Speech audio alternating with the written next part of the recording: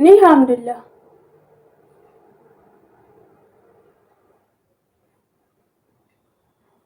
طيب يلا ديري بالك على الولاد ونشوفك إن شاء الله. اوكي أوكي. ماشي اوكي. باي. باي باي. Osoo ishiin hin beekin madaamin ishii kaameraadhaan itti dawwalte. Osoo ishiin hin beekin jechuudha. Ashamaa akkam jirtu hordoftoota kabajamtoota chaanaala kooti kabbiyya keessaa kabbiyya alaa bakka jirtanitti nageenyi waaqayyoo isinii haa waayyetu akkam jirtu an obboleettiin keessan nagaa gootuun qabaa galata waaqayyoo isinillee akka nagaanaa taatan immoo abdii guddaan qabachin jecha egaa akka har'ammoo viidiyoo takkaa walitti deebinee jirra hanga dhumaatti ni waliin ta'an affeerraa kooti warroonni akkasumas chaanaala kee afaaraa taatan immoo sabskraayibii gochuudhaan maamila keenya taasisaniin jedha.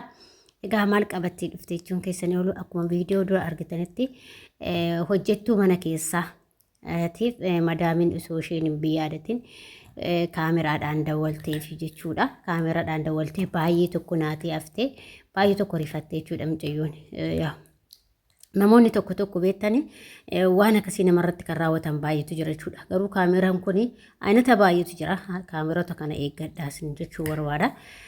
Jarattiin waan dharaa malee waan gaarii hin hojjetan isaanii maal akka ta'e hin beekani. Amma sirii kilaasuma rafan keessatti illee galchaa jiranii jechuudha. Kilaasuma rafan keessatti illee galchaa jiranii jechuudha. Waan nama ajaa'ibu keessa jechuudha. Kanaaf of eeggannoo godhaa isiniin jedha obboloota koo baay'ee nama rifachiisa osoo anaatti iyyuu baay'ee rifadha. Mucaan kun osoo hin beekin kaameraadhaan ishee itti dawwalte jechuudha. Osoo waan baay'ee nama rifachiisu jechuudha kuni. Ishiin amma agarteetumatti dawwalte jechuudha. Waan ishiin hojjettu sagartii, waan ishiin hojjettu ilaalti. Waan hundumaa haala xoolte jechuudha. Ani garuu cubbuulee sodaatan ta'e beeku. Yeroo nyaatanis yeroo dhuganis nama laalu jechuudha. Kanaaf immoo ijoolleen keenya keessattuu ijoollee haarawaa dhuftan kuni sirriitti of eegaa waan isaanii balleessurraa waan adda addaa namoonni tokko tokko hin jiraa miti. Kanumti ijoolleen tokko tokko uffata madaamillee kan uffatantu jira. Akkasuma meeshaalee isaanii keessatti yookiin gizee isaan wala mana isaanii keessatti waan adda addaa kan godhan baay'eetu jira. Kana immoo of eeggannoo guddaa gochuu qabdan. Dhugaa rabbii isiniin jira waaqayyo nu haa eegu, waaqayyo nu haa tiksu waan akkasiirraa of eeggachuu qabdan.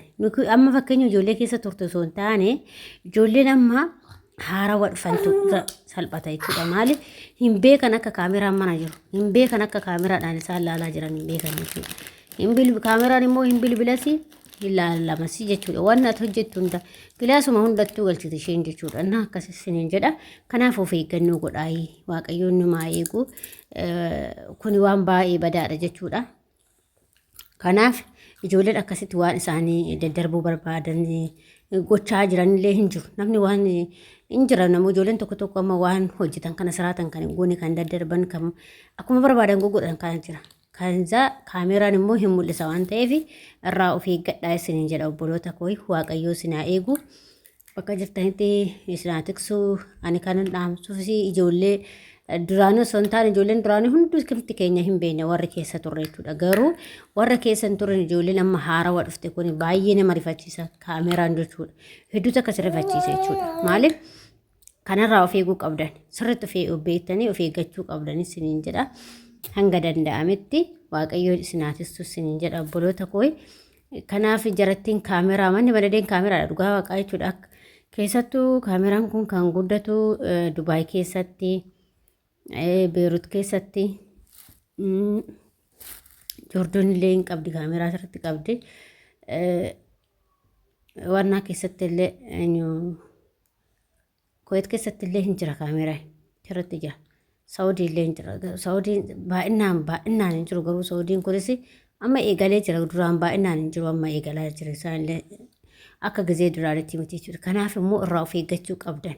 Bakka homa kamiirraayyuu of eeggachuu qabdan. Wanna hojjettan kamiyyuu qulqullinaan hojjechuu qabdan jechuudha. Maaliif namni tokko gaarummaa hojjechuun ofiif malee namaaf miti jechuudha. Isaan yoo isinitti dabanillee isinitti dabuun qabdanii jechuudha.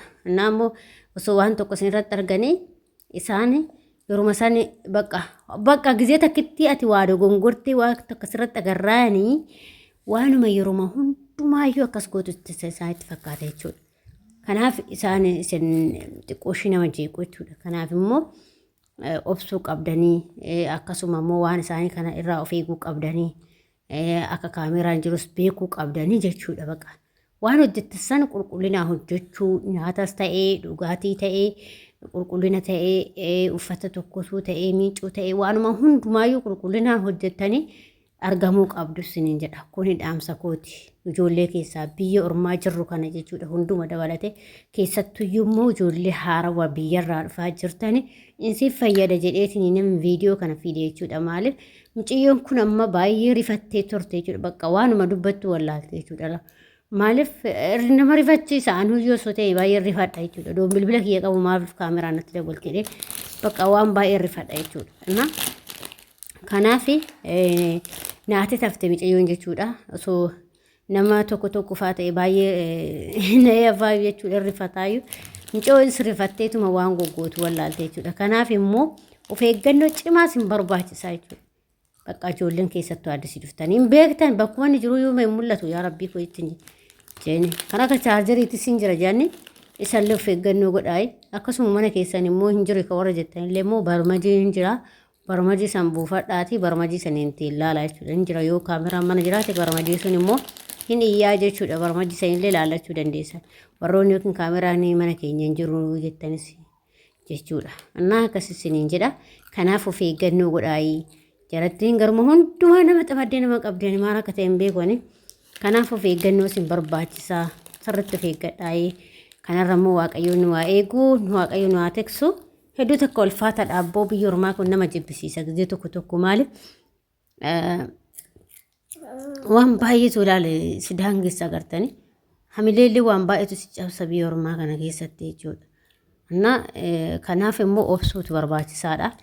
Akkasuma immoo waan isaanii qulqullinaan qabuutu barbaachisaadha. Maaliif hojjettanii nutuu biyya isaanii dhufe malee isaan biyya keenya hin dhufne jechuudha. Nutuu hojjetachuu dhufe malee isaan hojjetachuu biyya keenya hin dhufne jechuudha. Kanaaf immoo nuti waan isaanii balleessuu sun taane qulqullinaan eegnee fi qabnee fi hangam kan bira turruufi nutis biraa galla waan ta'eef hanga bira jirru san immoo waan goonu san gaarummaa hojjechuun ofii waan ta'eef bakka waan san gaarummaa hojjechuu isaan yoo itti dabanillee itti dabuun qabdan isaan akkasii jechuun qabdan maaliif ati kan argattu waaqayyo irraa malee nama irraa himuti jechuudha.